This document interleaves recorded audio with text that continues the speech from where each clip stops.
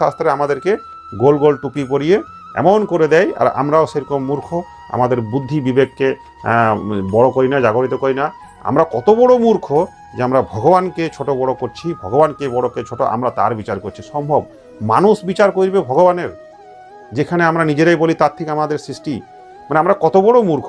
এবার চলুন ক্যালকুলেশনে আমরা যাই যে সত্যিকারেরই বড় কে। আচ্ছা ধরুন আপনি একজন টিচার, ঠিক? তো যেদিন আপনি স্কুলে যান পড়াতে, যে সময়টুকুনিতে আপনি স্কুলে যাচ্ছেন, তখন ছাত্রদের কাছে আপনি কি হন? বাবা, বাবা বলে না তো, কি বলে? আপনাকে কিন্তু শিক্ষক বলে বা টিচার বলে। ঠিক যখন আপনি 5টার পর বাড়িতে আসছেন, তখন এসে আপনার ওয়াইফ আপনাকে কি বলে?